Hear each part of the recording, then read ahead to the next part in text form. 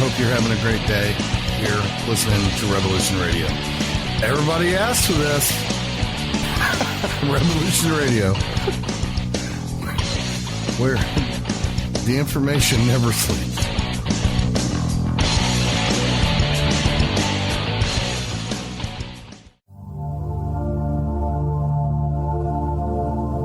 Welcome to Sacred Matrix, a divine paradigm of love and universal consciousness, with your host, Janet Kira Lessin and Dr. Sasha Lessin. Together, we transform the world. And now, here are your hosts, Janet Kira and Dr. Sasha Lessin.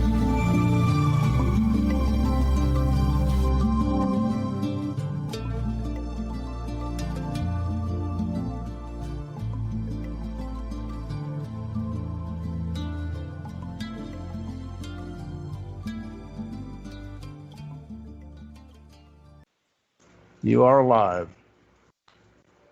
Hello, I hope so. hi everybody, and welcome. Just wait, quiet, please. I'm going to do the intro. Okay, hold on. Hello, hi everybody. Welcome to Sacred Matrix. I'm your host, Janet Kira Lessin, with my co-host, Dr. Sasha Alex Lessin, and our producer is Thomas Becker, also known as the Mad Painter.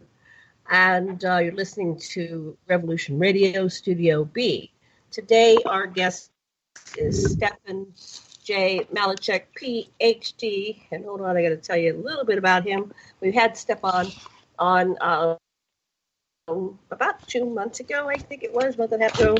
And today, I'll tell you a little bit about him. Well, I'll let you tell the listeners about you, but we're going to talk about all kinds of things like shame, cultural conditioning, permanent war economy, psychotherapy, healing, transformation.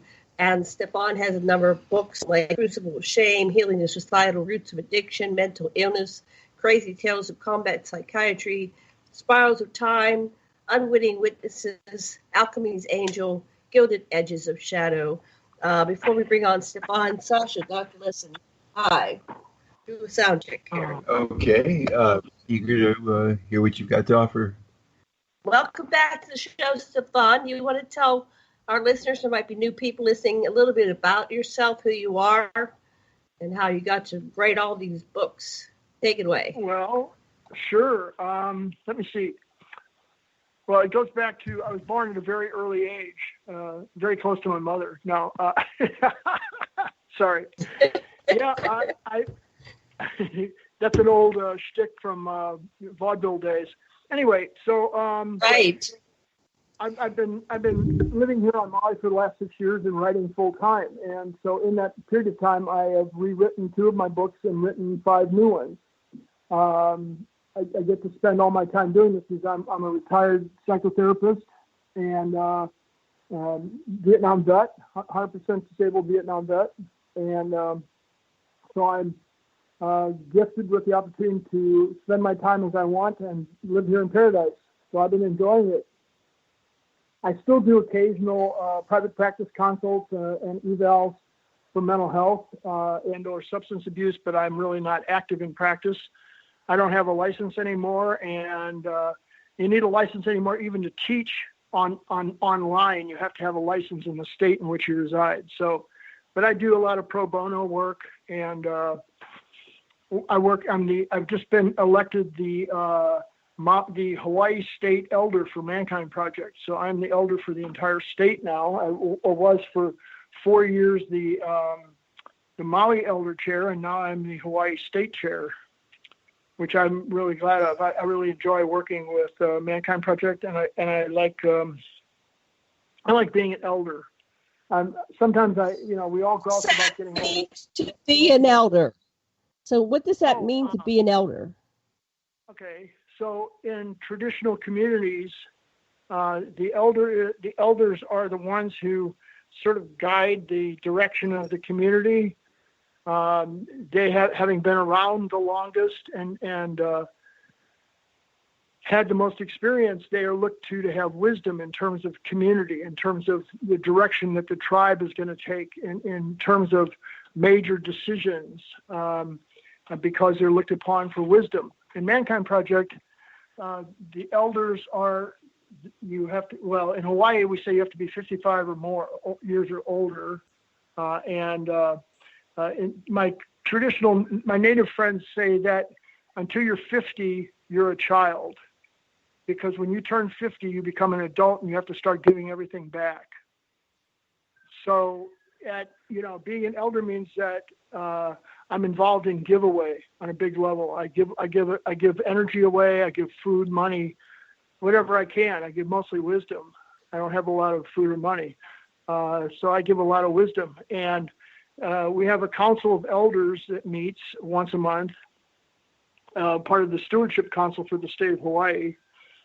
And the local groups meet, local elder groups meet once a month. And so I've just been newly elected to be the Hawaii state elder, which means that I coordinate with all the elder chairs of all the other islands and, put forth propositions or deal with energy that deals with the whole state. Also, the elder is what we call a shadow watcher. So when we're having a gathering or a meeting, even on Zoom, and say somebody goes off topic and starts ranting about their story, or they make presumptions, or they start saying, well, we all do this, for example, we always tell people, use I statements, for example. Don't speak for everyone. You don't speak for everyone. You speak for yourself. So in Mankind Project, part of what the elders do is shadow watch. If you go off topic, you start ranting, you start talking a bunch of story, making assumptions, the elders call shadow, you're off topic, or we call, safety or mercy, even if it gets to be too repetitive, just as a reminder. Mercy. Mercy. Indeed. I like that. Well, what makes somebody go into their story? I had the same problem with radio sometimes. I'll have someone, sometimes I'm tracking their story. I want their story. And sometimes their vulnerability is triggered. Let me ask Stefan, but you can add your 2 cents too. So from your perspective, Stefan, what makes somebody suddenly launch into their story and they've forgotten where they are? They're no longer on the topic. They're way off in their past or in their imagined future. What do you think is happening? Well, generally speaking, my understanding is that most people never really get listened to enough, or they don't feel that they do anyway. And so sometimes people reiterate their point 3 or 4 or 5 or 6 or 8 times, as long as you let them go on. Or they override other people, or they speak over other people because they think that it's important that they get a chance to speak because they don't get heard often enough. Other people get obsessed too. Somebody has an agenda and they're going to push their agenda whether you listen to it or not. And so sometimes people need to be reminded, hey, this is a community gathering here. This is not, your soapbox. So, it's generally a matter of feeling unheard, which is part of the problem with this quasi-anonymous society we live in. These people's voices don't get heard. Right. So how do we do that? This culture, the mankind culture, it's a subculture within the culture, and I guess it's a global organization. But sure, we have people meeting for the first time, and what do we do, and how do we do this with strangers when they don't have the background, the parameters of this conscious communication system that you guys have developed? Well, the main thing is to be respectful. So, you can say, please, brother, you said that 3 times. Can we go on to something else? Or you can say, shut the hell up, which is not very respectful, and it's not going to earn you what you want. Because generally, if you use the second version, they're going to get belligerent and say, well, wait a minute, I have as much right to be heard as you do, and I can say it as many times as I want, blah, blah, blah, blah, blah. The problem is that there's no container. It's one of the things that Mankind Project really specializes in, is creating a container that is safe and that is permeable in the sense of being willing and able to listen to everybody without harm. We don't allow anyone to harm anyone else or themselves. And when we're having a community meeting, for example, and somebody's going on and on and on, that is verbal abuse. That's harm. And we put a stop to it. No, you're not allowed to go on for 35 minutes and, or somebody gets bombastic or racist or sexist. That's it. Stop. Safety. The word safety for us means everything stops. Somebody says safety, everything stops. All dialogue, all monologue, all process, everything stops immediately until it gets sorted out. Because that's one of the main things that we're about is doing this work safely. And our motto is changing the world one man at a time. So we constantly work at teaching what I call gentle warriorhood versus the savage warriorhood that is generally preached. So the whole point is to be respectful and kind and generous and empathic. So if you're dealing with somebody, let's say you're on, like you were describing, and somebody goes on and on, you should, in my estimation, you should have the right and the ability to say, mercy, brother, enough. Let's talk about something else. You've made your point. I think it's something that not necessarily everybody steps up to, but we are all warriors in our own way. And part of true warriorhood is protection of the community and service. Not just fighting and bloodshed and battles and bravado, but true service to the community and true protection of elders and women and children. The warrior stands up for the entire village or the whole tribe.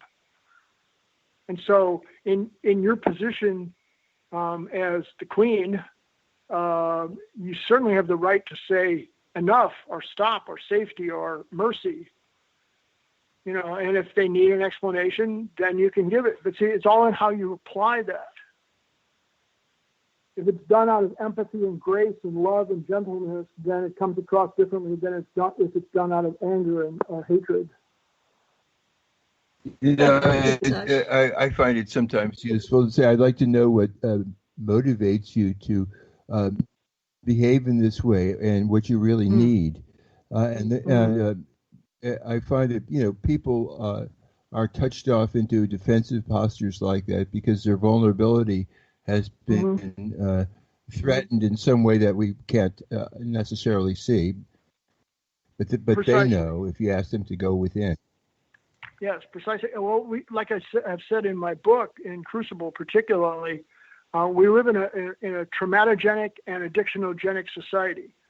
We live in a society that promotes trauma and promotes addictions, both mostly either by default or purposely to make profit. We're not nearly as innocent as we like to play that we are, or at least the official line is that we're far more innocent than we really are. This society has always thriven from the very beginning on slavery and disavowal of sovereignty and stealing autonomy. So we're especially dealing with that now. There's a lot of rage around the planet around the issue of slavery and racism. Of course, it goes down into misogyny and bigotry, prejudice, any kind of projection, rejection, self, apparent other, you're not my tribe, you're not me, therefore you're not as good or whatever. How do we deal with this? I'm sorry, I didn't hear the last part. I just wondered, what are some effective ways of dealing with this? We see the problem, we see the reaction. Now, what are the solutions? Or maybe we need to identify the problems and the reactions a little bit further, fine-tune that, because somewhere in there we find solutions. But right now, we keep going back with problem, reaction, and this whole situation is accelerated to this extreme level, which I don't think this planet's seen since World War II, Well, maybe it's much deeper than that. Every empire on this planet has always been founded on slavery. Every single one of them. Britain, the Netherlands, Germany, France, Italy, U.S. Go back. The Roman Empire, the Greek Empire. Socrates said that the ideal society would have 4 classifications: the nobility, the warriors, the business owners, and the slaves. It was part of the societal configurement that relied upon and demanded slavery. That was his perfect solution. It was a solution that included slavery, and that was 3,500 years ago. So this has been going on for a long, long time. And people of color have been, generally speaking, been the recipients of the negativity and the slavery. And so when people say, "Oh, gee, why are people acting up now?" Well, gee, look at 3,500 years of being enslaved. In this particular, conscription is slavery, and it goes on in all the societies that conscript people. That is a form of total slavery. Absolutely. And so, people look at me and say, "Well, you don't know anything about, slavery." I said, "Well, just because I happen to look like, a white man doesn't mean that I don't know what oppression is. I've lived with oppression my whole life for being too intelligent, for being sensitive and gentle and kind, and for being caring, and for being empathic, and for not being a, quote, real man and wanting to go out and beat up guys and abuse women, for example." I mean, I'm just saying, not to mention being different and being, quote, mentally ill and being accused of, practically everything you can think of, and tortured by my father in particular, growing up every day of my life. So, and I don't want to play on that, and I don't bring it up very often, but every once in a while somebody will say, "Well, you can't possibly know anything about oppression." And I'm always like, "Oh God, don't start me." But, the point I make, you're right. And conscription is definitely slavery, but every single empire on this planet back in the early 1700s, the British Empire was on the brink of dissolution.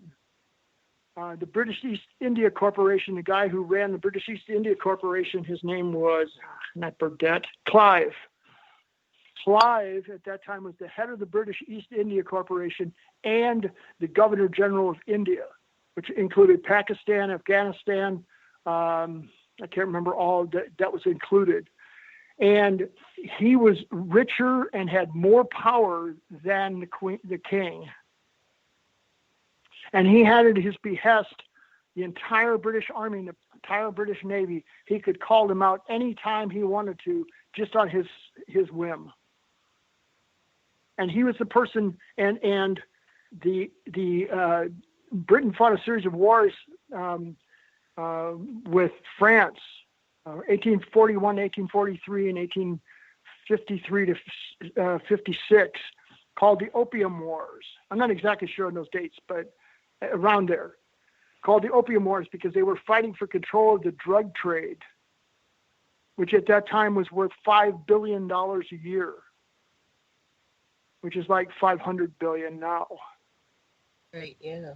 So, and they fought a series of wars. Like the poppy trade from Afghanistan. It's just like the CIA's trade with the poppies from Afghanistan. Oh, well, that goes much further back than that.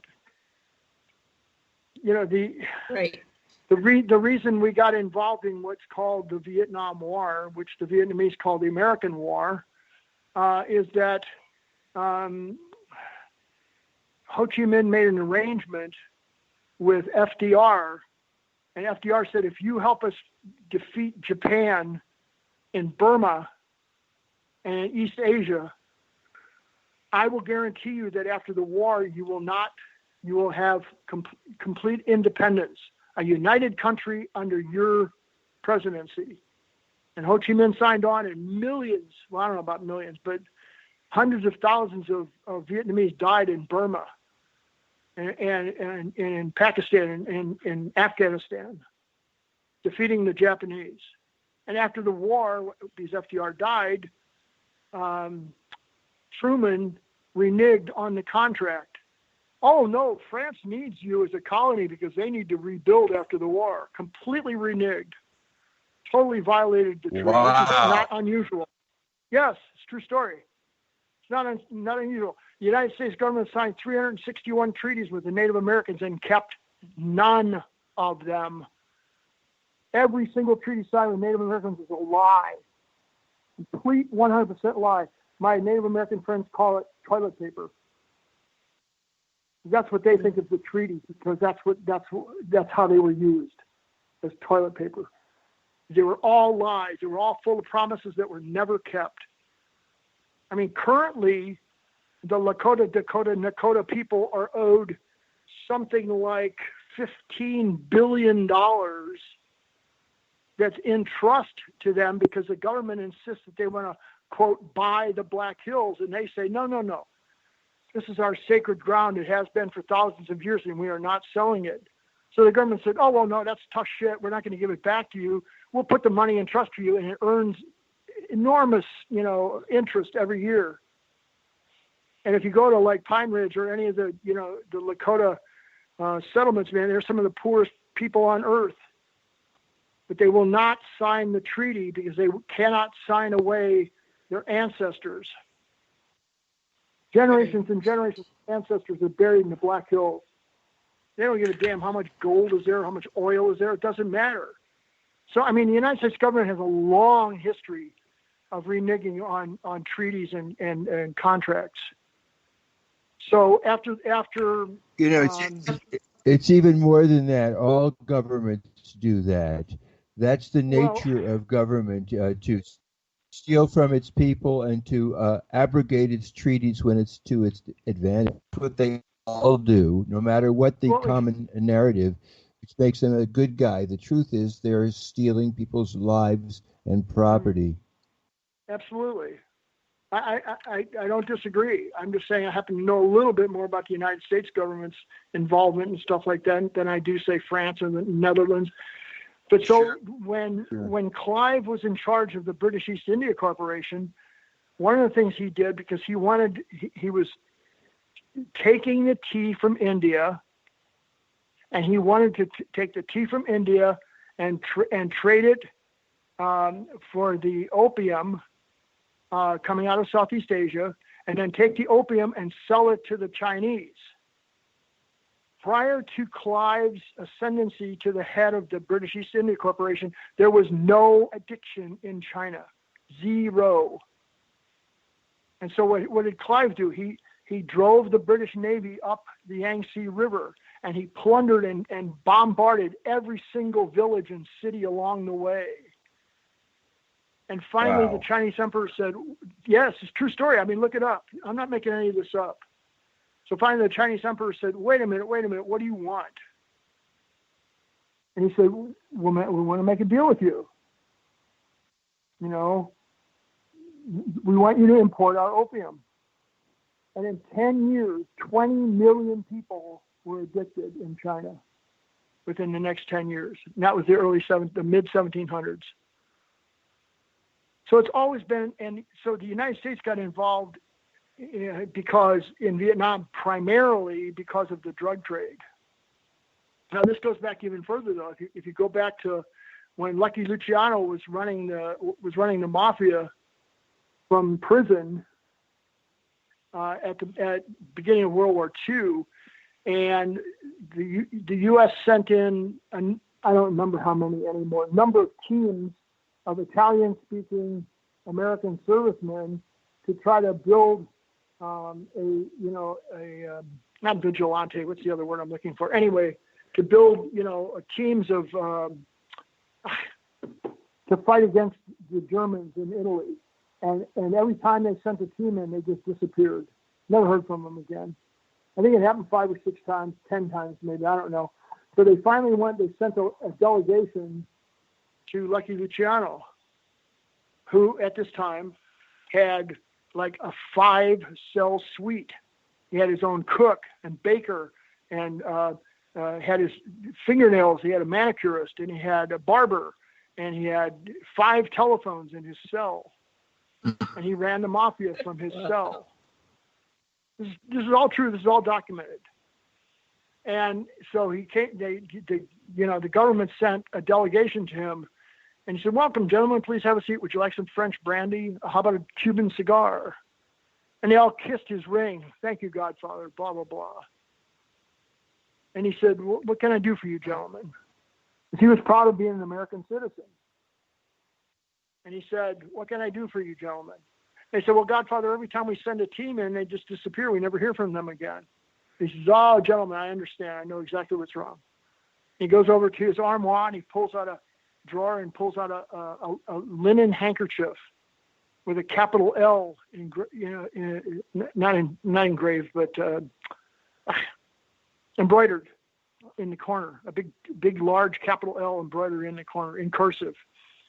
And he said, "Take this handkerchief and give it to whoever you send in.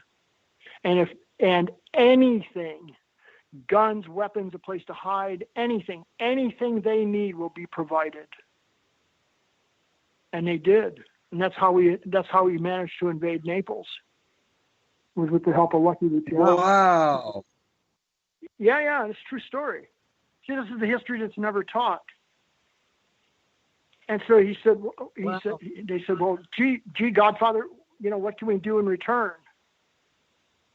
And he looked at them and said, "After the war, I want no interference with my heroin trade for 10 years. And they shook hands on it and said, "Great, deal is done." Of course, the United States government kept that deal. They had to. So after Dien Bien Phu, March 30th, 1954, when what's his name? General Giap, under Ho Chi Minh's guidance, defeated the French, and Ho Chi Minh went, "Okay, you gave it back to the French. We defeated the French. We want to unify our country. You promised, 10 years ago, you promised, and you didn't keep your promise. So, own up." "Oh, no, we can't do that." So they sent, the first American troops. Actually, the first American was killed September 15th, 1942 in Vietnam. We had, quote, advisors in Vietnam in World War II. During World War II. 42, wow. Yep. Well, I want to go. Sorry, I know I go a little sideways with this. Half hour to the show. Let me see. There's some. Everything is connected. We went into history, but that's okay. It's all connected. Yeah, because for me, I study a lot of history. We go back into the Sumerian stuff, and that there's always been slavery, but it's been a caste class war. It's the rich against the poor, which is the main slavery. So people that are in the different layers of slavery, they think that they're free, and they're, honey, I can't do two things at once. I never asked you to do anything. Over there to the right, there's paper over there. Okay, he wants paper. There's a box right there. Grab the box to the right, further. There you go. Okay. You like to take notes. I forgot what I was saying. You're talking okay, there's like levels of slavery. Yeah, there's the rich, the ultra rich, or the Anunnaki. They call them in Sumerian, or the gods, and they come down, and the kings and the queens and the emperors and the czars, and they're on the bloodline, and so it's the ultimate races, and they are of a certain lineage, a certain bloodline. They're all related, and they get selected as the royals of the world. And then there's the rest of us, and so they make us, through their different manipulation psychology, they make us think that we're free, and they go, "Oh, come to America, you have free will, free choice, you're free, but yeah, we're all slaves. We're all, the middle class, the corporate slaves will manage the middle class slaves, which will manage the poor slaves, and then the rest go out in the street." Yeah. So there's a whole section in Crucible about that. about, what I call fascist corporatism or corporate fascism, and how the model of the psychopathic business organization was started back in the 1700s with the British East India Corporation, using force to enforce the mandates of the corporations. And this has been going on for a long, long time. I mean, Ellis Miller documented this. He called it the poisonous pedagogy, which appeared, at least in terms of educational institutions, in the mid-1500s in Germany. And many of the things that lead off of it are related to, so-called Christian beliefs. Children should be seen and not heard. Spare the rod and spoil the child. All of that stuff feeds what she called the poisonous pedagogy, which said that children were meant to be manipulated into believing what the adults wanted them to believe for the good of the company, or the country rather, excuse me. Well, company, same difference. So, the history of this goes way back. Brainwashing children is nothing new.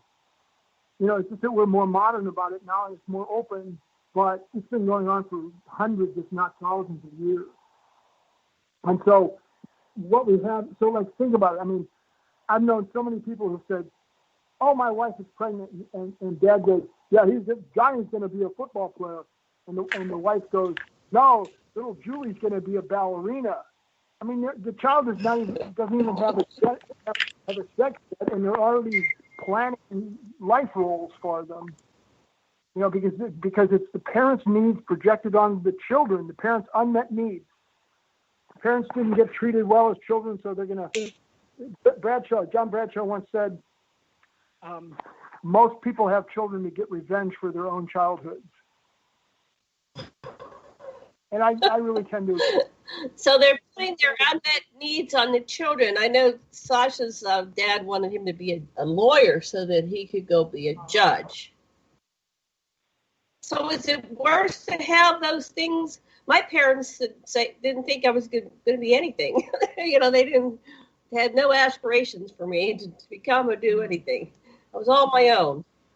So I had no parameters, but some people have,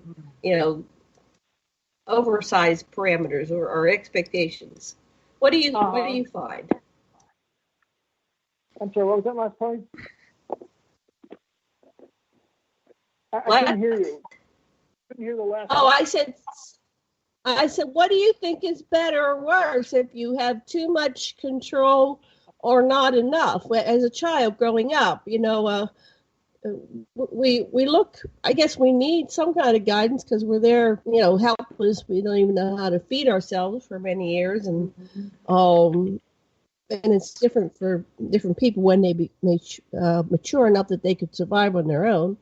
But from your perspective, since we're having multi-generational programming based on the unmet needs of the previous generation, the parents, and they're finally going to do it right with this kid, right? Anyway, back to you. What do you think, Sasha? Too. No, I think that's add 2 cents to this conversation. Okay. I will indeed. I think that what's built in at a less conscious level, perhaps, is the dominator consciousness, which has hierarchy and the obsession with who's on top and who ain't on top, which and that's implied in everything. For example, do elders have a brighter light than the youngers? I don't think so. Yeah. From my perspective, everybody has something to contribute, and ageism is what the problem is when you dichotomize and you make when you dichotomize, what you see in the other is the parts of yourself that isn't developed. And so if youthful enthusiasm is what you're suppressing with a gerontocracy, then that's your own youthful enthusiasm. And if they're what the youth is suppressing because they're bowing to your authority as an elder is their own authority as an intellect. So it's dualism that's partly the problem. I never used the word gerontocracy, nor did I say that everyone should bow to the elders. I suggested that elders have a wisdom that younger people don't have, and more years on the planet and more experience with dealing with this corrupt society, global society we live in. And I understand what I'm saying. What I mean, though, is that the youth having less socialization of, in a sense, has his own unique light to contribute, which is of equal value to that of the the person who's been around more years. They both have something, you see. Of course, but when does socialization begin, in your estimation? I think it actually comes before a person's born, when you choose the parents that will give you the lessons you need in life. I think that it's there in the womb it's always there. It's never absent. It's only an illusion that choice is absent. That's right. And everyone is born into a corrupted society that has its own ideology and mandates. So the only advantage that I have as an elder, I've been in therapy for 50 years trying to, clear the yoke of my childhood in many ways, because it started for me before I was born. Yeah. And so, I'm not saying that, that elders should, quote, rule, but neither do I think that a 15-year-old should be in charge of my life either. Sure. What I'm saying is no one should rule anyone else, but that when you have consensus decision making, it's different than one person, any person, ruling. I think it's the idea of ruling, which, especially when it is from an office, which is an artificial person that perdures through time, that's different than a commission that expires when you finish doing your job. It's the office of rulers that is part of the problem, the way we've institutionalized dominator consciousness into the way we interact. I agree. In ancient tribal times, everyone got a vote. And when something was up before the council, let's say, everybody got a vote, and they would debate it until everybody agreed one way or the other, even if sometimes it took years for them to reach an agreement. But everybody had a voice. Everybody had a right to say what they felt. And they debated and worked at it until everyone was in agreement. So, we have this has never been a democracy in this country. This is a constitutional, what do you call it? God damn it. Sorry, I lost the word.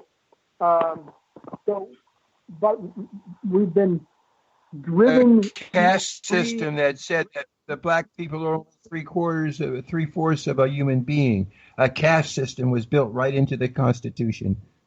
Right. Well, and women didn't have a vote until the bloody early 1900s. I mean, that's ridiculous. Half of humanity doesn't get to say what they want. It's all a good old boys club. And it all starts with brainwashing children.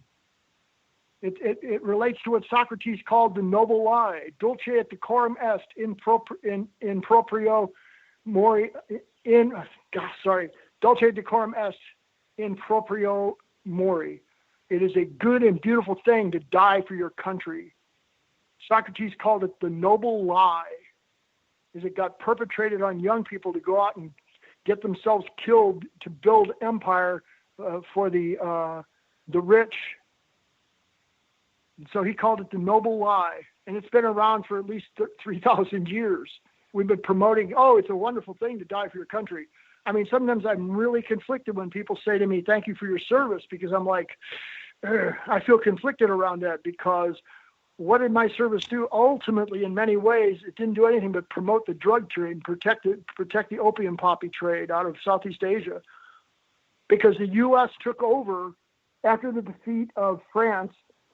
What used to be called the French Connection ran from because the French would grow the opium, they would send it to Thailand, and the Thai mafia would process it into heroin, and then send it to Marseille. That's how it became the French Connection. And so when the United States took over in 1954, they took over the opium trade and protecting the opium trade. I mean, almost every special forces camp in Vietnam was positioned near or in the opium pathways.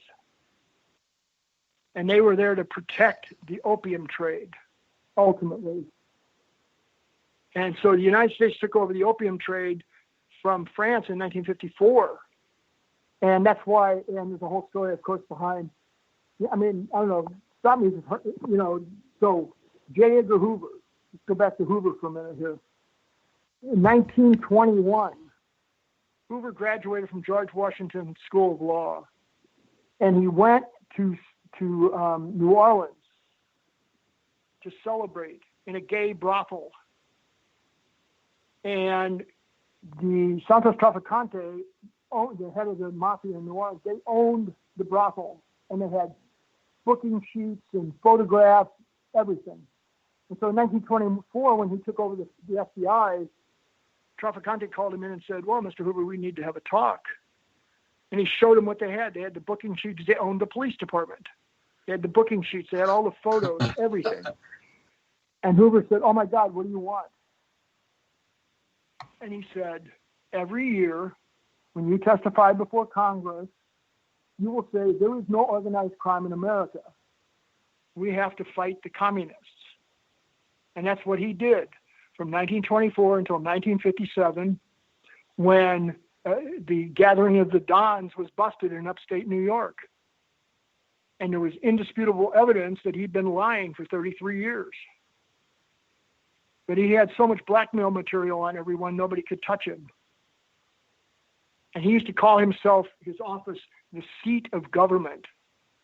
And he was severely pissed off at anybody, every president, because he thought that he should run the country. Wow. So J. Edgar Hoover was deeply, deeply involved in all of this, especially by lying to Congress and reinforcing the big lie that there is no organized crime in America. I mean, you know, it's a huge joke. It's a huge joke. This cross-dressing transvestite was actually running the United States government because he had blackmail material. Did he have everybody. Did he have Martin Luther King shot? Was it him that did it? Well, I can't really say that for a fact, but I've heard that he was part of the cabal that killed Kennedy, and he was part of the cabal that killed I heard that. I mean, they killed Martin Luther King and Malcolm X. It's all related. I mean, he had so much power, and he had so much blackmail material on everybody that he basically didn't care what anybody did. He would shut them up. Oh, really? Do you want your wife to know that you have 3 children by another woman? Gah. So he basically blackmailed the entire U.S. government for 48 years. But, you know, the story is, Stefan, that it says every judge or anybody in office now in the United States government has been compromised, or else they wouldn't be in a major office. That's right. I completely agree. He had rooms full of file cabinets stacked to the ceiling and filled with files on every politician, every. So by the time they came to office, he already had dirt on them just in case they got elected. And he would say, oh, okay, well, look at here. Here's this dirt I have on you. I want you to vote for this or against that. He blackmailed every single politician coming into office. And he started doing this. There's a whole weird story behind it. He started doing it when he was 12. He started surveilling and spying on his schoolmates when he was 12 years old, and writing down information in his leather-bound books. Oh God, the guy was a complete freak. And that's the same thing Reagan did. He was spying around his colleagues too. Oh, Reagan was. Yeah. I'm sorry. What makes a society? Ronald Reagan. Sash said to say it again, honey. Right. He was the FBI spy on Hollywood. Yeah. He was one of the most corrupt individuals that ever lived. Yep. And he was good friends with Hoover. He fed a lot of the information about the Kennedys that got fed to Hoover came through him. He kept tabs on Bobby. What's the formula to create sociopaths like that? What goes in the mother's womb or in childhood or at the breast or lack of the breast to create a sociopath like we have so many these days? Okay, I can give you kind of a psychological profile on him, or what's called a psychological autopsy. So his father was severely mentally ill and depressed. He could barely leave the house. He could barely get out of bed. He was an alcoholic, I think, on top of that. His mother was extremely dominating, and she wanted a little girl when he was born. So wait, which person are we talking about now? I lost track. Which sociopath are we talking about? Hoover. Hoover. Okay, Hoover. Okay. We were talking about Reagan, and I'm thinking Trump. So I'm going, wait a minute. I thought you were asking about Hoover's mother wanted him to be a girl. Okay, so continue. So I got the right character. Well, no, I thought you were asking about J. Edgar Hoover. So she kept him. I want to know about him. She kept him in long curls and forced him to wear dresses until he was 8. Sent him to school in dresses. And he used to get beat up every day for being gay. Well, he didn't call himself that, But finally, I guess he got beat up enough times, his mother finally relented and let him start wearing pants when he was 8. So he's what's called a paraphiliac, because not only was he gay and a transvestite, but he persecuted gay people. Right. He was a huge queer buster. That's what he used to call himself, a queer buster. And he's the one who was personally responsible for setting up COINTELPRO, the counterintelligence probe of the native of the Black Panthers and of the American Indian movement. And he was the one who was responsible for, he tracked Bobby and John Kennedy because he hated them, because they refused to acknowledge his authority, what he believed was his due. So he was extremely damaged. He was extremely damaged. He never felt as if he could have enough, and he never felt valued or valuable or validated. And so he used he took his rage out on everybody, basically, and it twisted him. How was he deposed? How did he go down? How did we get rid of this guy? Oh, Hoover? Yeah. Hoover died of natural causes. Oh, check this out. And when his mother died, he lived in his mother's house his entire life. And when she died, I think he was 36 when she died, he moved into her bedroom and lived there the rest of his life. And he died of natural causes, I think in, I can't remember, 91 maybe. Yeah. But he was so, he was alive. Yeah. I mean, we couldn't get rid of him because he had too much information. He had too much noise on everybody.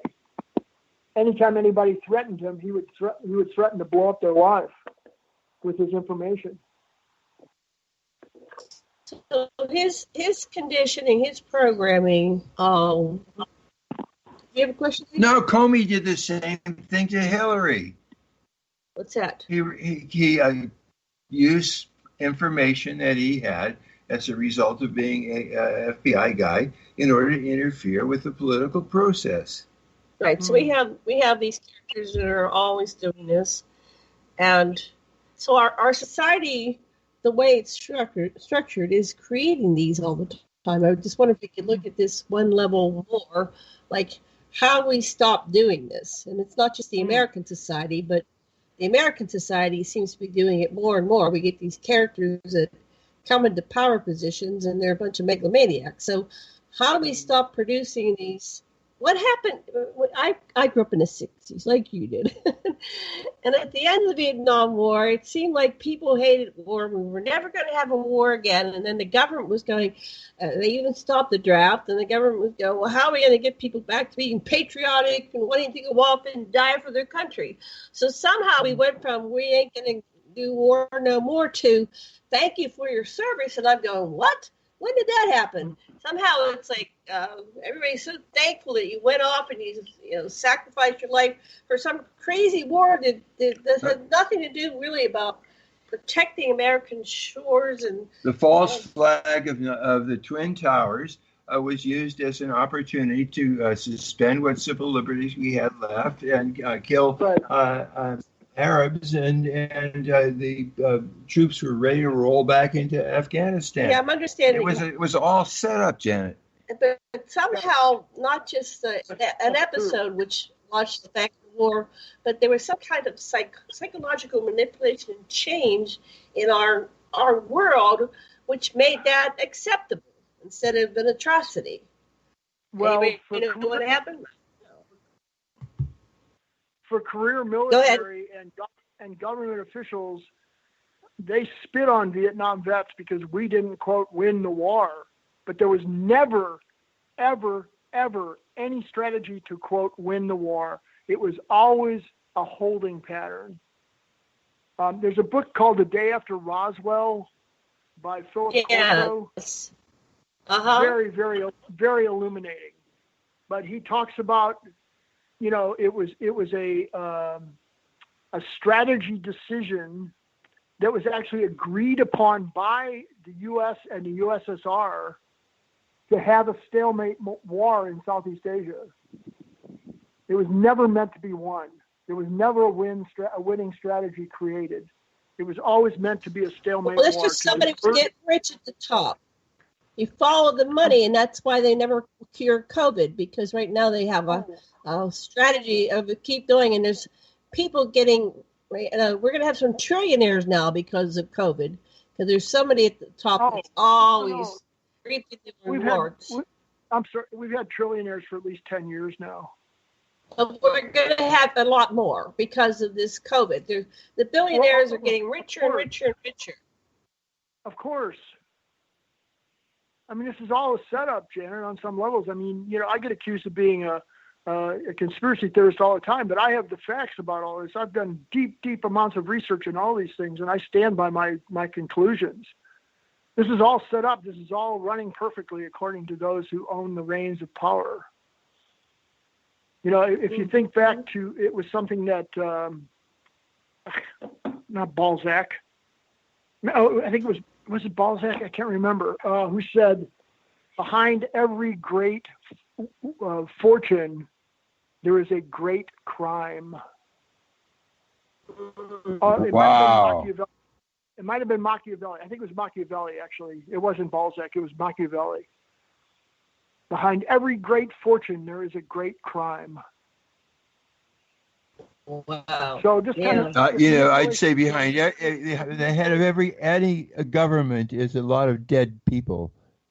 They have a benign popular narrative, but they're never benign. The governments are killing people and stealing their property and freedom. Of course. Yeah, and children are taught this pablum history in order to keep them believing in the bullshit. So that generation, we made these treaties with the American Indians and they gave us all their land and it was all blah, blah, blah bullshit. It was all bullshit. It has all the, what's his name? Howard Zinn, American History X. Sure. I mean, I think that everyone on earth should read that book. Yes, I agree. He tells the truth about all of this. He was unrelenting. Noam Chomsky, he talks about, manufacturing consent, which was a term used originally in 1922 by a fellow named Howard Lippmann, who said proudly that the manipulation of consent should be sought in every situation when it's concerning politics, because the government has a right to do that. Wow. In 1922, Howard Lippman was his name, Lippman. Yeah. Wow. Yeah, and Chomsky reframed it, and said, this is not a benign adventure. This is cruel and harmful. Well, we're coming up on the break. We have a 5-minute break, and we'll be back in 5 minutes. So what are we going to focus on in the second hour? Well, I wanted to say that Dershowitz had said something very similar in the impeachment trial. He said, if the president thinks that it's in the national interest to cancel the elections and declare himself, he can do it, because that's what Dershowitz, the president's attorney, said. Well, that might be what's coming down the line. So, I don't doubt it at all. I don't doubt it at all. So listen, I'm just following your lead. So I've got all this. Okay. Tell me what you want, and I'll speak to it. I really like what we're doing right now, and it's what I'm looking at is creating a confluent field of people that feel empathy for each other and for the world. Okay, there's our music. We'll be back in 5 minutes. We'll see you at 5. Do I stay on the line? Do you want me to stay on the line?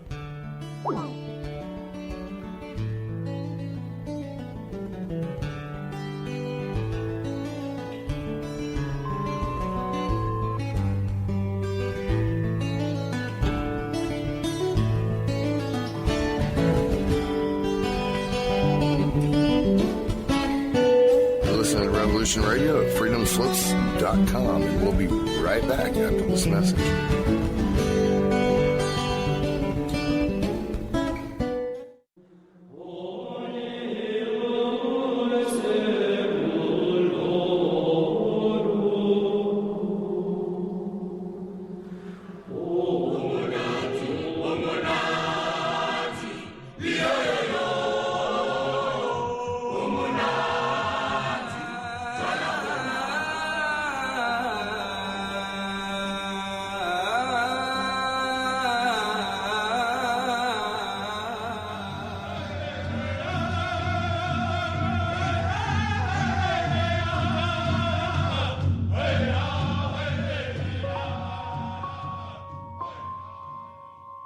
Join Revolution Radio every Wednesday, 8 p.m. Eastern Time on Studio B for Momentary Zen with host Zen Garcia at freedomslips.com, the People Station.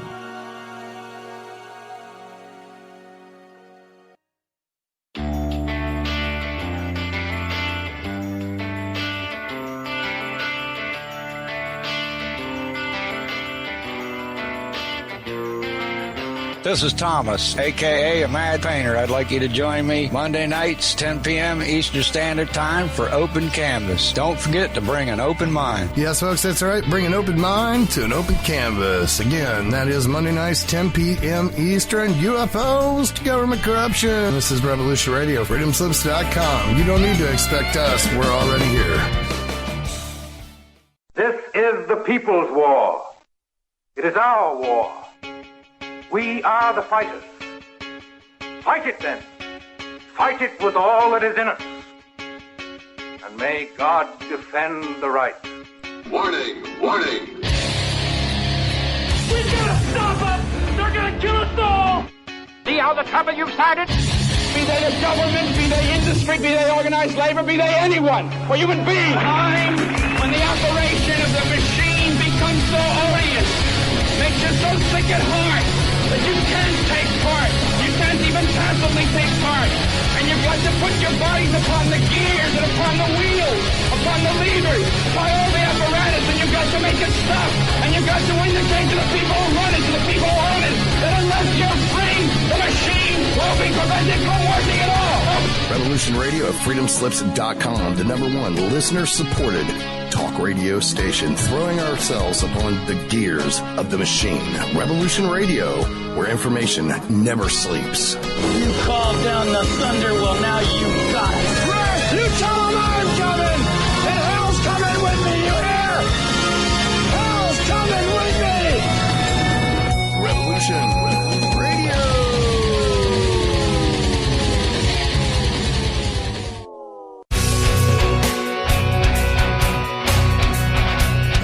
Thanks for listening while we took that short break here at Revolution Radio, freedomslips.com. And now we're going to get back to your host.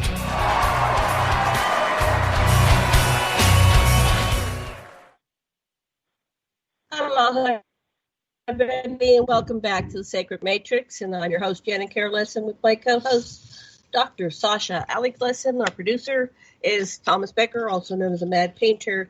You are listening to Revolution Radio, Studio B, and our guest today is Stefan J. Malecek, PhD, and he lives in Maui, Hawaii, here with where we are, but we've never met in person, I don't think.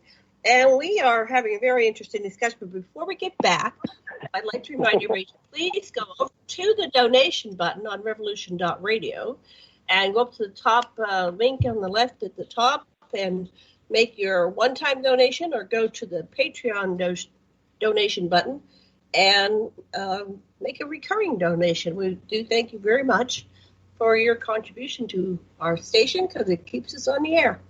So thank you so much. So, Sasha, what would you like to say?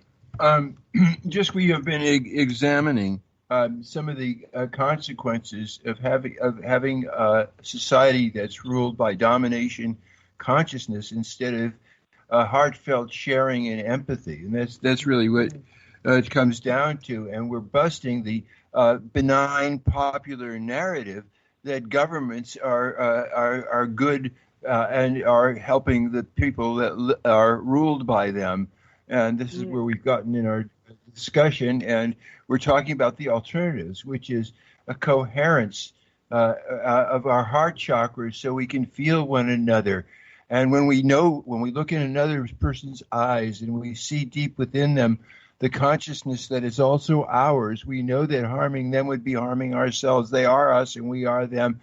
And it's just a convenience that we're embodied differently.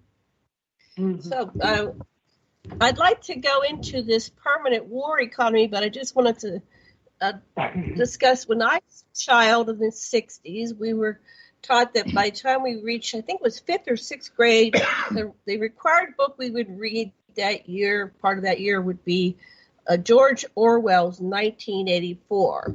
And I should read that. So that was about a permanent war where it ended up being 3 countries, and we were always fighting somebody, and the seat of power was shifting from one to the other. And it seems like that's what's really been going on, although Orwell made it a science fiction book. So let's go talk about this permanent war economy from your perspective, and then we'll add our 2 cents. Take it away, Stefan. Wow. So, yeah, Orwell had to write it as fiction, because if he'd written it as nonfiction, he'd have been assassinated. So it was partly self-protective and partly, I write about a lot of things as fiction that are true, especially my first book, Crazy Tales of Combat Psychiatry. I talk about a lot of stuff that happened that's totally true. People ask me all the time, is this true? And I say, well, I don't know, 95% of it's true. Well, what part is not true? I'm not going to tell you that. I don't want to be put on the rack for telling the truth. I have deep concerns about that, because so you have to separate this out. Permanent war economy. So the 2 terms have become co-synchronous. Oh, we can't have an economy without war. Well, I can't point you to the website. Well, yes, I can. It's called Imperialism 101. And it documents all of the times U.S. troops have been called out since World War II. And a number of them, like L.A. in 47, Detroit in 48, blah, blah, against U.S. citizens. Federal troops were called out against U.S. citizens. And it documents 94 wars since World War II in which the United States has been involved militarily. And wow. Oh yeah. I mean, that's, there's one of my favorites, or not favorites, one of the most, I don't know what to call it. I'm sorry. I can't find the word right now. One of the most pernicious, thank you. Egregious. Yeah, egregious is another good one. Yeah, pernicious is what I think of too. Yeah. Was when Theodore Roosevelt sent the U.S. Marines to Nicaragua in 1899 to quell the rebellion of the native people against the United Fruit Company. And Roosevelt sent the Marines down that killed, thousands of native people. And United Fruit Company, since 1899, has essentially owned Nicaragua. So the whole Iran-Contra thing went around, we were supporting supposedly supporting the rebels, quote, because it was part of a triangle of importing billions of dollars worth of cocaine. That's part of what kept the whole thing afloat, was that there was billions of dollars to be made. And so, if you take a look at any aspect, people ask me all the time, what about this? What about that? I just say there's one little simple question you can ask. Cui bono? Who is benefiting? Anytime you look at anything, war, disasters, etc., anything you want to look at, if you ask cui bono, somebody is benefiting from everything. And the answer to almost any question is cui bono. Who is benefiting? Because, there's all these, I can give you more historical facts. I was talking offline, Sasha and I were talking offline. In 1917, Prescott Bush got together with Osama bin Laden's grandfather, and they formed the Arab American Oil Company to plunder oil in the Middle East. And they remained friends, quote, their whole lives. And I don't know if you know this one, but there's a little known fact. Do you know how many airplanes were allowed to take off after 9/11? Very few. No, one. We were here. I know, one. No, one. Yes. And it went back to? It was authorized by Georgie Bush himself. Right. And it contained 32 of Osama bin Laden's relatives. And it was the only plane allowed to take off on 9/11. Right. And it was authorized directly by Bush. So we were here in Maui when it happened, and we had a bunch of people stuck here, and it was, about a week before people got off, but there was one fellow who was important, and he pulled strings, and he got off. So, yeah, they weren't letting people fly, just like very few people fly now. Yeah, isn't that interesting? Yeah. Well, I would like to say more about the situation in Nicaragua, because the United Fruit Company was run by the Dulleses. John Foster Dulles was the Secretary of State, and his brother was the head of the CIA. And the CIA was the major exporter of the cocaine from Central America, and they murdered all the. Anyway, believe me, they murdered a lot of people, and it was financed by the Vatican Bank, and President Reagan knew of it, the Pope knew of it, and it was so well documented of what this is. But the problem with John Foster Dulles and Allen Dulles is that they brought the Nazis over in Operation Paperclip, and our country since that time has been run by the Nazis, and now we have a Führer in the regular old Hitler style. Yeah, I just finished reading the book Operation Paperclip by Anne Jacobson. She's a Princeton. Yeah. She's brilliant. She has got it down to the decimal points on Operation Paperclip, and she also, I'm going to read next is her book on Area 51, which of course is now shut down and has a museum. I don't like her conclusion with Area 51. She said that it was the Russians or something did the Roswell, and I don't agree with that. The Greys were not really Greys, or they really aliens. So that I probably will argue with her on that one. But I just ordered one of Ann Jacobson's books for you to read, Sash. But maybe we can do a show on some of her books or theories. I strongly suggest you read The Day After Roswell by Philip Corso. I read that back in '97 when it was brand new, and then I met with Phil Corso Jr. In Kauai. In Kauai, on the Big Island, and then we flew over to Austin, and we sponsored him while they did a little mini workshop there with Phil Corso Jr. But that's very important.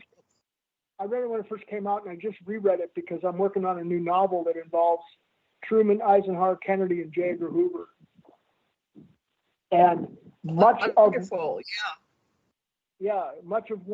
what went down as, quote, the Cold War was in fact related to Roswell on some levels. I don't want to give too much away right now, but it's no, we'll do a show on it.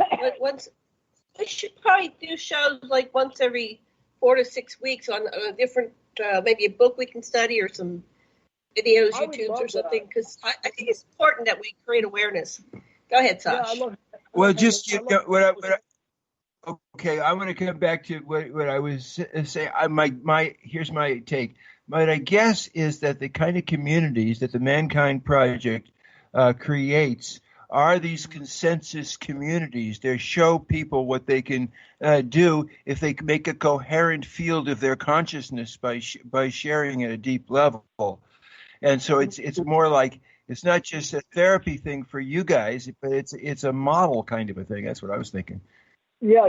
And it's not per se therapeutic, but it certainly is, in essence, it works out to be therapeutic. It's not designed to be therapeutic. But I can't remember who said it, but you said something earlier that I was going to respond to. Said if you don't pay attention to politics, you will be ruled by your inferiors. You'll be ruled by what? By your inferiors. I remember that. I can't remember who said that, but I so totally agree with it. Anyway, so if you don't pay attention, I'll find a quote. I found that at one point. Okay. No, as you can say, Rob put it this way: anyone that seeks to be the cock on the dung heap has got a ego inflation. Yeah, well, I think they need about 20 years of therapy. But I've always said that anyone, because Congress supposedly has the power, the right to commit us to war, and my line has always been any politician who wants to vote in favor of war should spend 30 days in a combat unit before they make a vote. Right. It's startling how few Congress people, how few senators have children in the military. And we have to really look at the whole idea of having an occupation where you're paid to kill people. It's kind of an interesting concept. It's really not necessary. Yeah. No, absolutely. I completely agree. And unfortunately, much of youthful idealism, like happened to my generation in the 60s, we got co-opted by the big machine because it was stronger than we were. Like Jim Morrison once said, they got the guns, but we got the numbers. Well, guess what? It didn't work. Trying to change the world either through, there's only one way to change the world, and that's to change yourself. Because see, I'm going to just take off on this just for a minute, because this goes into what's called naive reality. This is what's called naive reality. We all think that we know what, quote, reality is. But what we all really know is what our own reality is. Small r reality, not capital R reality. No one really knows what capital R reality is. All we know is what we believe to be reality, what our perceptions and et cetera are. And so it kind of relates to something Rumi once said. Rumi said, "Yesterday I was clever, so I wanted to change the world. Today I am wise, so I am changing myself." You know, it's one of my favorite ones from Rumi. He's great. So anyway, so it's all wrapped up together. I mean, as long as we have a kleptocracy, really, government of the rich, well, oligarchy or kleptocracy, the government of the moneyed, it will never change. It will never change because, it's all based on a lie. So people say, how can we fix the government? Well, you can't. It's not fixable. There's no way you can fix any of this. The whole system is corrupt. So what do we do? Sorry? It's apparent that our systems are not working. Our government's not working. We're not getting our needs. We're never rising above a level 0 civilization in the Kardashev scale. This is a prison planet. And when you look at it and analyze it, we're all prisoners, we're all slaves, and we're in a prison planet. And even Errol the Grey, speaking of Roswell, if you read the interview with an alien, Errol the Grey said that that the Earth is the prison planet, and the reason why she was visiting us is because 1,000 of her people got caught when they were killed. I think it was in China about 1,000 years ago. They were the Dropas. And so she delivered the Roswell craft so that we would accelerate our evolution and learn how to reverse engineer, because human beings are biologically manipulated or controlled or changed so that we would be engineers. So we're very important engineers in the world, in the cosmos, in the solar system. Well, if you look at it from the secret space program and the super soldiers. So that's why they want us to evolve. And so, even they haven't been able to break out of this prison system for 1 million years, but they're hoping that somehow the humans, which have been genetically engineered for billions of years, we're like the sum total of all these different species. Maybe somehow we can figure this out. We're trapped. Well, it's inherent in your system that what you really need to do is govern yourself and not suppress parts of your personality, but coordinate and synthesize and synchronize recognize your parts and give them all, govern yourself. What else? That's exactly what you're saying in essence, if I got you right. Just come from your heart chakra and be aware of the energy of those around you. Yeah, but we don't teach that to children. We teach them to obey adults, to listen to authority, to never question anything, to go to school and eat up a whole bunch of garbage that's disguised as truth, and go out and get a, quote, good job and make a lot of money and have a family, blah, blah, blah, blah, blah. No one teaches children heart-centered meditation, for example. No one teaches children empathy. In fact, the system itself quashes empathy at every chance.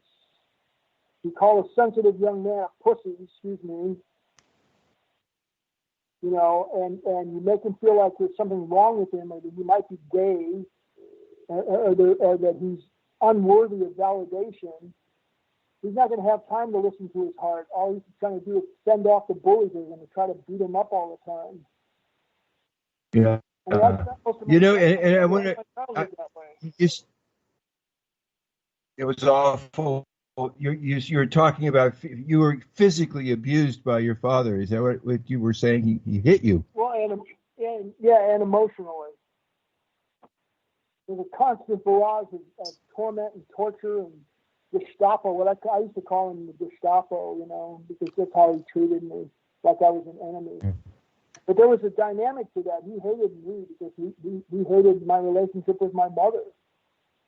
Yeah. He was jealous of me, so he tortured me all the time. There was never anything I could do that was right. And there were actually a few occasions when I know for a fact that my mother kept me from him killing me on more than one occasion. Oh yeah, I could tell you more. I don't want to get into that. No, but here is the tale where we can.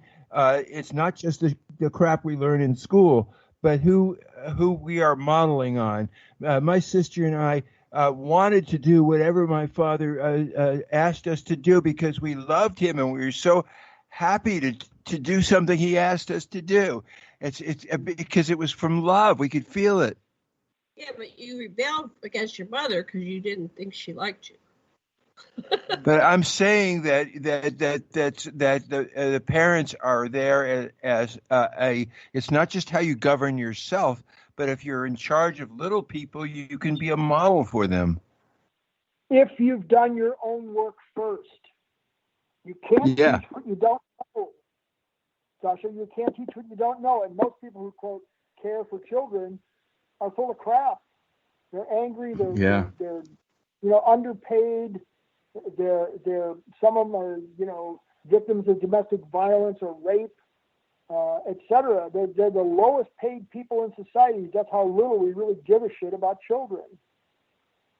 There's no qualifications. There's no qualifications really. There's no pay scale. There's no union. There's no protection, etc. And we entrust the next generation to these people, oftentimes without a security check or anything else. And we put them in charge of the next generation's minds. And so because they haven't done their own work and they're not being validated in the present, where else can they turn but to those children to get their needs met? I mean, it's what I'm looking for, not profligate. You make so much sense. I didn't learn until I went to my 50th reunion for my school class that we found out the truth that our teachers were drunk all the time, and the vice principal was always running around trying to keep his drunk teachers in line. We didn't know that. Wow. And I think if they had a test for motherhood, for being, who's a good, if it was just because you popped somebody out of your body, but you had to test that you were qualified to be a mother, I know my mother would definitely not have qualified. And so, that's happening over this planet. People that are your parents are not even qualified to be your parents. They're abusive, they're whatever. Yeah, I have frequently been called a fascist because I say, I think that your ability to reproduce should be turned off at birth. And that when you're 25, you have to take a battery of psychological and physical tests to prove that you're healthy. And only then can you have this minor surgery that turns your ability to reproduce back on. I've been called a fascist so many times for that. Oh. Well, you may have good genetics and be, able to produce somebody that's really a viable human being, but you may not be qualified to raise them. I used to belong to a commune where we took turns with the children, and if I was doing gardening, they'd garden with me for 2 hours, and I'd rap with them, and so forth. And so, you don't just have two people that are exhausted taking care of kids, but the community helps with the kids, and the kids know everybody in the community. It works fine that way. Yeah. Well, the bottom line is, are you doing your own work? So, I mean, okay, I swore that I would never have children when I was 25. And I also said, well, I'll check in every 5 years. And every 5 years I said, nope. And one time I was 25. I was 55. And I said to this friend of mine who had a natural child of his own, but also raised a couple of other children with this woman he lived with for 13 years. And I said to him, guess what? I think I'm ready to be a dad. And he looked at me and he said, are you effing crazy? I said, no, why? What do you mean? He said, do you really want to be 73 when your kid graduates from high school? And I was like, oh, duh, I never thought of that. So right. That's why I ended up getting a vasectomy when I was 55. I wanted to just make absolutely sure. Because I've been working on myself. I've been in therapy on and off for the last 50 years. And I think that it'd be great if in our schools, like in the, if you have children, that there was some kind of counseling. I part of me is like, I think the same way. It needs to be required because as a child that grew up with crazy parents, I wish there was some kind of Summerhill that would have protected me and said, okay, you've got to come in for your annual family evaluation, and then somebody would have seen, oh, this family is so dysfunctional, you guys need therapy. But there's nobody, paying attention to what we really need. I guess the school teachers with 30 children are supposed to notice when somebody's been abused, but it's not a very good system. It's the no-talk rule. After my parents were safely dead, I confronted one of my cousin who was 9 years older than me. And I said, why in the hell didn't anybody do anything? Why in the hell didn't somebody intervene? And he said, we all knew something was going on, but we didn't feel like we had the right to interfere. Oh, my gosh. Yeah. And so I put up with years of torment and abuse because nobody felt strong enough to say stop. Wow. And the beat goes on. No, it's like everybody's a part of it, and they're part of it if they just don't do something. Yeah. Of course, because we're taught we need the system to survive. If so and so doesn't support me, or I don't get my promotion, I will die. So therefore, I will put up with sexual harassment, abuse, other garbage, or witness it because I don't want so and so to give me a bad mark. Because I need my promotion. So it's all based on, blackmail. It's ultimately all blackmail. This is a self-policing society. If you get too big, they pull you back down into the barrel with all the other rats. They're always, that's why the government does have to do a lot. We squeal on each other.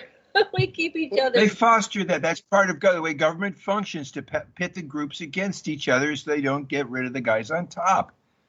Right. Well, and Bob Dylan had a great line, one of many, that he said, you've thrown the greatest fear you ever could unfurl, that of bringing children into this world. Wow.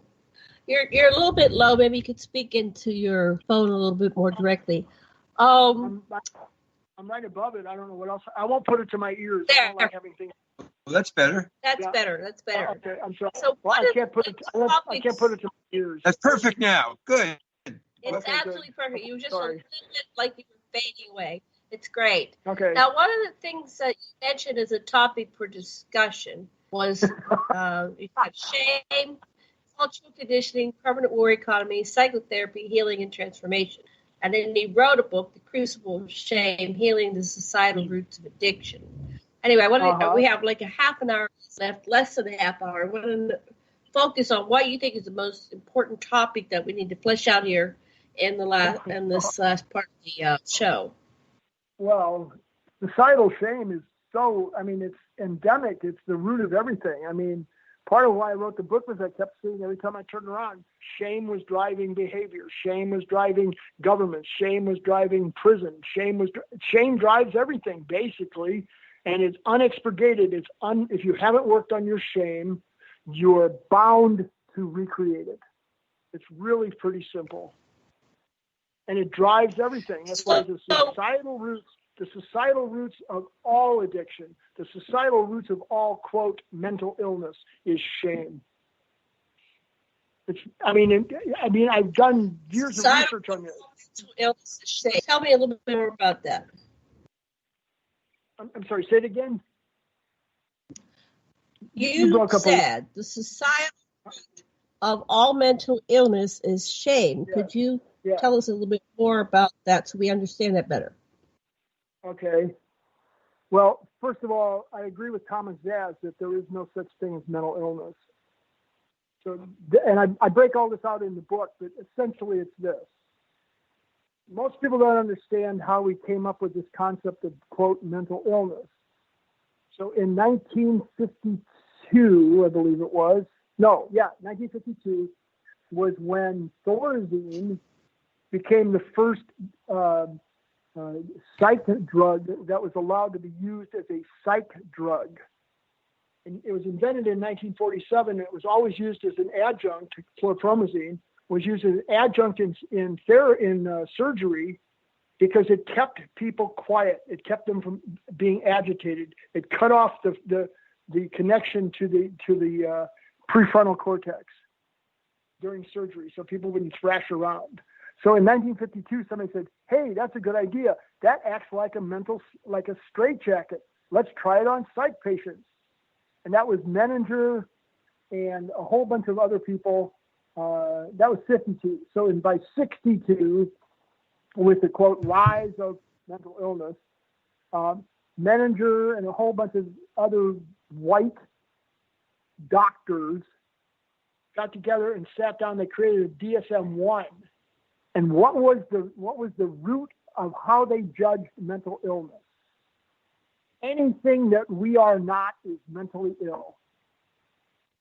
They used their own psyches as a guide to what was and was not aberrant. So homosexuality, mental illness, blah, blah, blah, down the line. It was all deemed mentally ill if it was outside the purview of their own psychiatric realms. That's what created the DSM-1 in 1952. Was a whole bunch of white guys, psychiatrists. So many diagnoses were aimed at people of color because they didn't fit the white mold. And so therefore they were aberrant, and therefore they were mentally ill. In fact, this goes way back, but in 1847, there was a fellow named, I can't remember his name right now. He was a Southern white preacher, and he created this diagnosis called drapetomania, drapetomania. And what drapetomania, by definition, said any slave who ran away from his master was by definition mentally ill. And that the cure for that, this is a true story. Look up drapetomania, you'll see. And the cure for that particular form of mental illness was chains and beating. That was the cure for mental illness.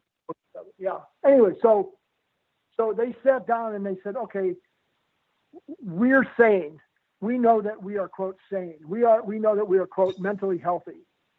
So let's look at all of the symptoms and stuff that lie outside the purview of what we consider to be sane, and let's call that mental illness. And so they set up the Diagnostic and Statistics Manual number 1, which I believe was 52. And it listed, I used to work with the DSM-2 when I was in the military. So it listed things like passive-aggressive personality, passive dependent personality, blah, blah, blah, things like that. They were all really, everything was basically personality disorders until you got to, blatant, psychoses. But they had no understanding of any of it. All they knew was that, it was not them. So therefore it was aberrant. Nobody really examines shame. Like I put in the preview of the book, or not the preview, the prescript.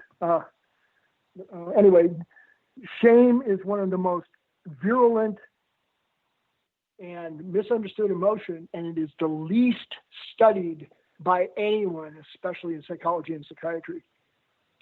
Because the basis is this: if you can convince someone that they are not good enough, that they should be, quote, ashamed of their behaviors, and if you can get a person then become their own oppressor. There's a great quote from Steve Biko, B-I-K-O. The most potent weapon in the hands of the oppressors is the mind of the oppressed. So shame says, so here, there's a differentiation between guilt and shame. And Freud was guilty of this too, because I've read a lot of Freud, and he always used the word guilt when he meant shame. He did not recognize shame, nor did he recognize his own abuse. He purposely said, and I have the quote somewhere, I can't find it just offhand, in a letter to Wilhelm Fliess in like 1888 or something, he said, and of course that would include an abusive father that seems similar to mine, so of course that can't be right. My father was not abusive. This is a big joke. His father was severely abusive. His father was a jerk, and I believe his mother was actually, what do you call it? Emotionally incested him. I mean, he was bisexual. Yeah. Freud was bisexual. It didn't come out until long after he was dead. But for 20 years, he had a relationship with Wilhelm Fliess's father. And it started after he saved Fliess. Fliess screwed up a surgery, and Freud gave him, credibility and said, "Oh, this couldn't possibly have happened. It was a mistake," or blah blah blah blah blah. And Fliess did not lose his medical license because of that. And after that, they became lovers for like 20 years. Anyway, hold on. I mean, I know all this psychiatric sucks. Anyway, so shame. So guilt says I did something wrong. So you make a mistake, you can fix it. Okay, that's guilt. Shame says I am something wrong. I am not fixable. This is a permanent condition. I am forever and ever not good enough. And most child rearing is based on shame. There's very little empathic child rearing. I mean, I have never in my whole life, I've listened carefully, I've never heard a parent say to their child, gee, Jill, that was really good. You didn't listen to mommy. You listened to yourself. Very good. I'm proud of you. No, it's usually, you stupid little child, slap them across the face and say, you listen to mommy next time, damn you. There's very little empathic child rearing. It's all shame-based for the most part. No matter what the fear is, that the fear is legitimate. You don't want Johnny to run out in the street. So what do? You spank him when he runs out. What good is that? It just shows that, might makes right. I'm not saying you can have an intellectual or philosophical conversation with a 2-year-old, but at the same time, it's inappropriate to beat a child for your own fear. Right. I'm a total non-believer in corporal punishment. Across the board. I don't care what's going on. No matter how scared you are, you have no parent has a right to beat their children. And it's part of why I've avoided. Yeah, I agree. Ever having children. What about you, Saj? I find it's useful to call to people's attention the fact that they have an inner critic, which can give them not just things that they need to improve, but small steps they can take to move in the right direction.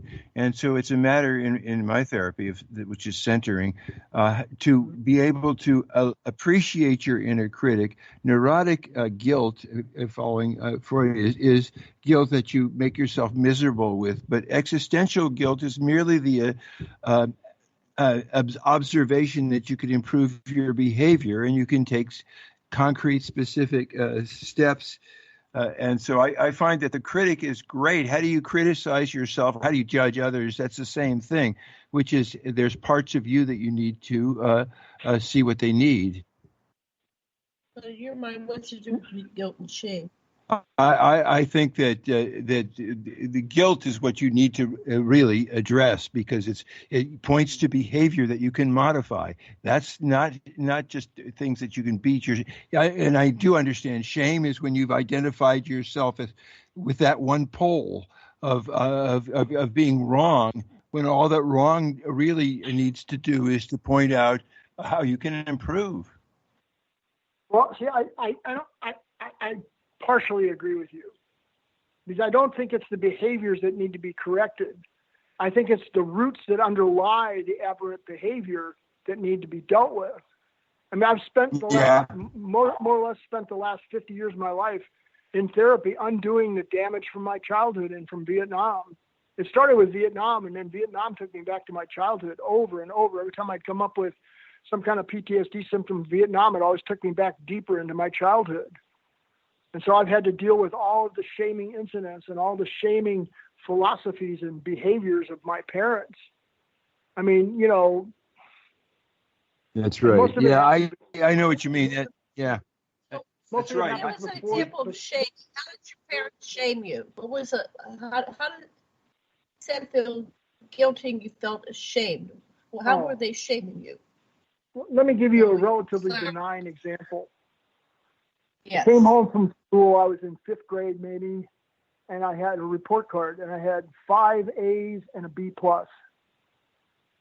And what did I hear about for the next 3 weeks? That effing B+ you got, that effing B+ you got, over and over and over and over. Not a single word was ever said about how good it was to have 5 A's. Not a single word. All I got was crap around a goddamn B+.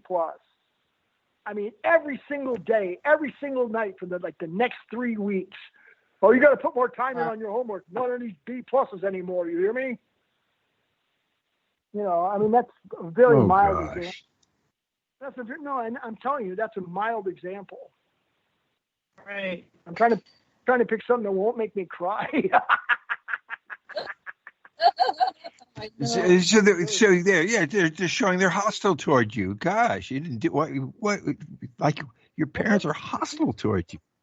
My father hated me because he was jealous. My mother gave me more time and attention than she gave to him because he was a drunk and he had PTSD.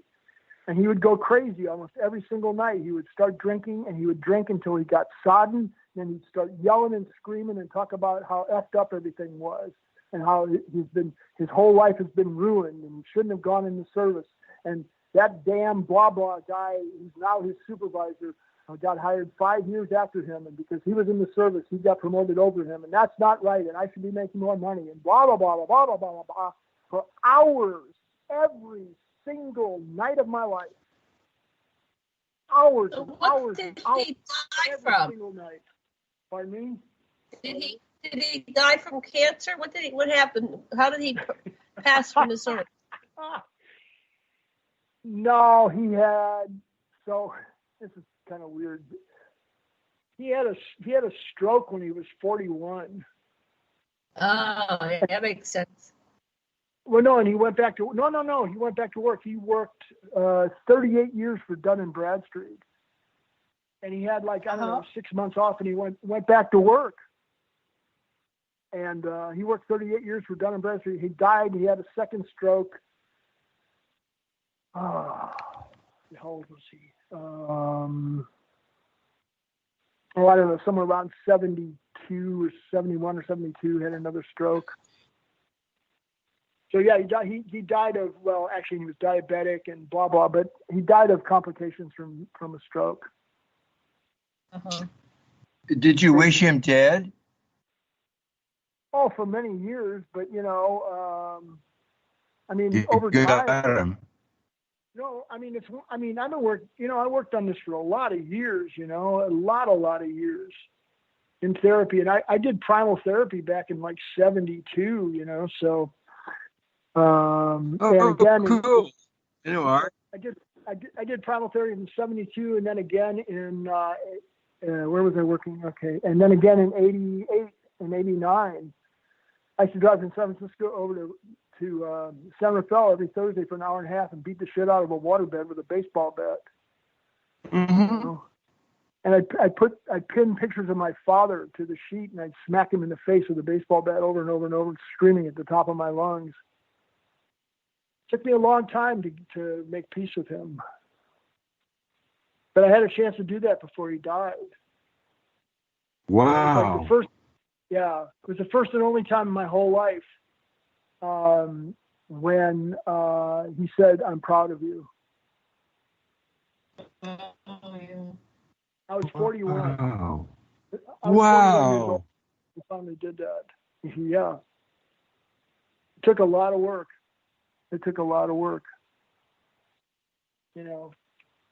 I mean, it was such an That's imprint. beautiful. It's a very, very deep imprint. When you get severely emotionally abused before the age of 3, man,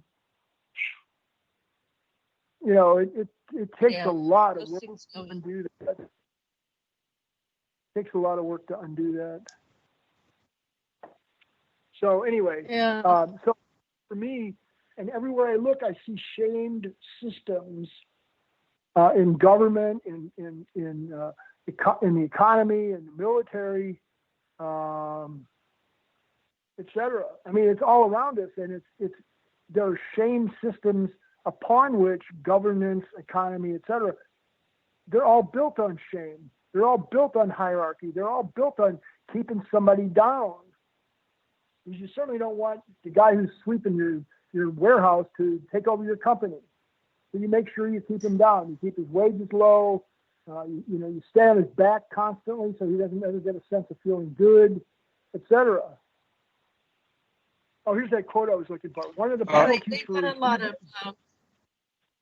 they don't need a lot of chiefs. They need more slaves. No, a union gives stakeholders, the people that work in a place, and some kind of feedback. You can demand more for what you're contributing. And look at what's happened to unions since World War II. At one point, 60-something% of people in this country had a union. Now it's like 14%. They work constantly to eliminate. Here's that quote I was looking for before. One of the penalties for refusing to participate in politics is that you end up being governed by your inferiors. That was Plato. Right. Who said it? Plato. Oh, I was looking. I went to Aristotle and Close. Socrates. It was Plato. You're in the right. You're in the right lineage. Yeah. Anyway, the wrong one. Yes. This all started with my own self-exploration. I kept saying, how do I heal this shame? How do I heal this shame? And I kept looking and looking and looking and looking. And every time I found shame somewhere, I could be, okay, I got to look deeper, deeper, deeper, deeper. And then all of a sudden I was like, holy crap. Sorry. Everyone we're living in a shame-based system. The whole entire system, because when you eliminate somebody's immediately, what's the first thing that people do when a child is born? They start naming him, talking about what he or she's going to do, blah, blah, blah. They start owning the child. The child never gets a chance. And if the child says, no, I don't want that. I want to be a doctor, or I want to be a circus clown. I don't know. Oh, you can't do that. You have a family position to uphold here. Or, oh, that's so stupid. Grow up. Be realistic. We start gunning the child to think for themselves. So we steal the child's autonomy, autonomy, self-naming, the right and ability to name yourself. We steal the child's autonomy from the very beginning. Oh, you don't want to do that. We want you to fit in. Oh, you don't want to wear those pants. You won't fit in. I got that so much crap in my childhood, man. It was all about fitting in and what will the neighbors think. And I didn't really give a shit, but I got it, pounded into me all the time. So you steal a child's autonomy. You take away his right to name himself, to speak his own truth. This is what, Bradshaw again said, healing shame revolves around telling the truth about what you really see, telling the truth about what you really feel, telling the truth about what you really hear. It's the cure for shame. Being allowed to be 100% honest and safe. And that's the big thing that Mankind Project provides us for. And I've been doing this almost 12 years now. Mankind Project provides a safe container. I can honestly say that in 12 years, in the many trainings I've done and our groups I've set in, never once, not even once in 12 years, has anyone shamed me. Never. That is so rare. That's so rare. It's a huge gift as far as I'm concerned. And so, how do we change society? Well, we have to shift from being shame-based to being empathy-based. How do we do that? Well, each individual has to somehow find a way to heal themselves, to quit being ashamed, to heal, and not only that, but to heal the shame of what was already done to you. I mean, I spent 50 years doing this, and I will probably be working on it until the day I die, because it's so deep and it's so old and it's so pernicious and so pervasive. It's in every single aspect, because shame is allowed. You're allowed to shame other people. You're allowed to shame children. Just like, I don't know, you probably already know this, but people say, and I always teach people about this because it's so pervasive, rule of thumb. The rule of thumb used to be a law in the old Virginia colony that it was permissible to beat your wife and your children with a stick as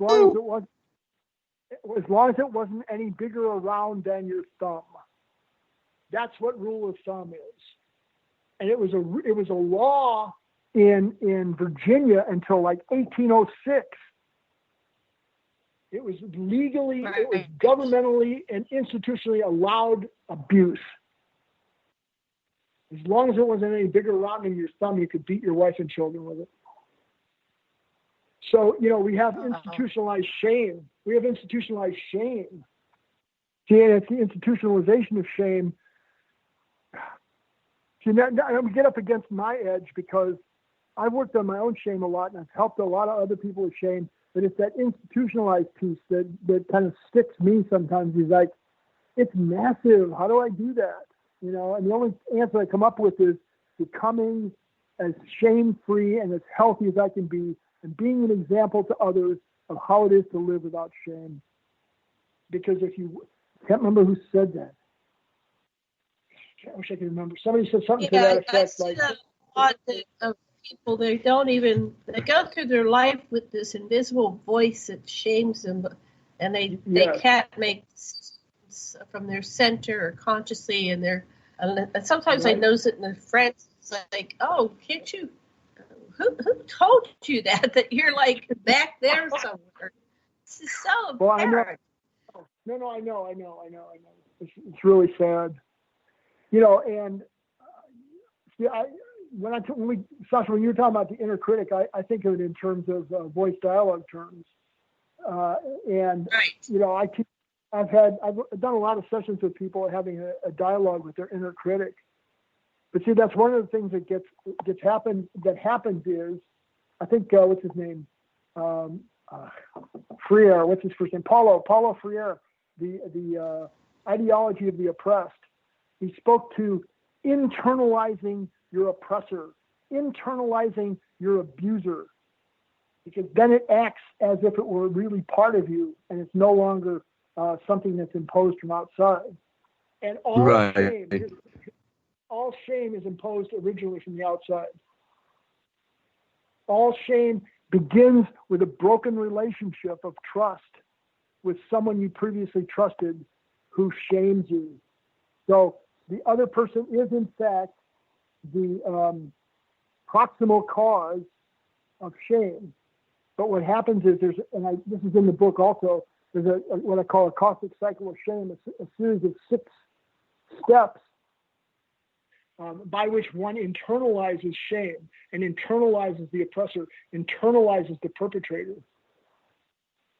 And as one moves through these steps, one in fact becomes one's own perpetrator.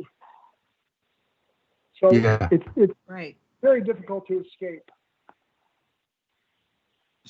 So it's interesting to say what is the internal aggressor really need, and then you get to what and they need to not to express that you hurt my feelings when you said that. You and I get punished for being able to say I feel my feelings are hurt when you do this thing about the grade. I want you to be proud of me. I felt hurt with this B stuff that you focus on. Yeah. Well, but the problem is, of course, my father at the time would not have listened. In fact, he might have, oh, you want to cry? I'll give you something to cry about. Pam! Wow. Oh, God. It was only going to make it worse. So I learned to shut up. Yeah, I learned to shut up and tell my father he was right. So, because it was always worse if I didn't. Oh, yeah? You think so? I'll give you something to frown about. Pam! Wow. I mean, I got slapped one time for looking sad. Don't you look sad around here? Pam! Wipe that frown off your face. Put a smile on your face. Your grandparents are here. I'm like, oh my God. So here I'm with my cheek all fired up and red from him slapping me, and I'm supposed to smile and act like nothing happened. But that's the way he was, you know. And well, what his childhood was like, that he was acting that out on his children. I could go into that too, because I found out after he died that my grandfather was also an alcoholic, and that he used to beat all 7 of the children, his children. All my aunts, 2 of my aunts told me. In fact, one of my cousins told me at my father's wake that her mother, my father's sister, had beat her every day of her life. And even on her deathbed, she was trying to beat her. End of our show. I'm sorry to interrupt, but we have come to the end of another show. But thank you it's so much. It's the end of our show, but we feel fine. Again. Thank you. I'm so very glad.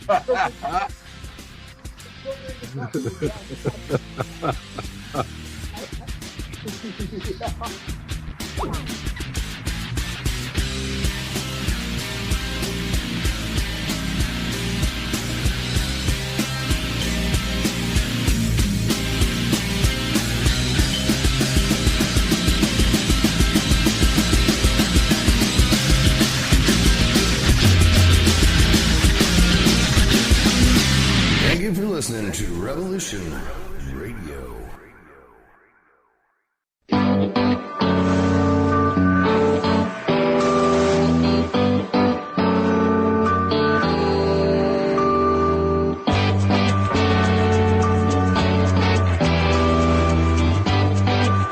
We're an anarcho-syndicalist commune. We take it in turns to act as a sort of executive officer for the week. Yes. But all the decisions of that officer have to be ratified at a special bi-weekly meeting. Yes, I see. By a civil majority in the case of purely internal affairs. Be quiet. But by a 2/3 majority in the case of more... Be quiet. I order you to be quiet. Look, you stupid bastard, you've got no arms left. Yes, I have. Look! It's just a flesh wound. I don't believe I've seen such a display of courage, skill, nerve, grace, and stupidity. I'll do you for that. Oh, what? Come here. What are you going to do, bleed on me? I'm invincible. You're a loony. The Black Knight always triumphs. Roundtable Live Monday through Friday, 1 a.m. till 4 a.m. Eastern Time. Bring your mind, bring your ideas, bring your voice. King Arthur had nothing on us here at Revolution Radio, freedomslips.com.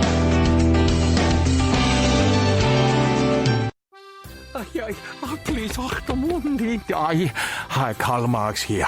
I am all seriousness today, my friends. There is this show you must not listen to. The Ultimate Remedy with this guy, LB. This guy has figured me out. I hear it on Tuesday, and he is telling the truth. I mean lies. Stay away from this guy. Where's my good hairbrush? Anybody see him? Mama! Want to learn more about the Marxist agenda and other important stuff? Listen to The Ultimate Remedy with L.B. Bork, Tuesdays, 6 p.m. Eastern. Right here on Revolution Radio. Find some comfort at Willow's World.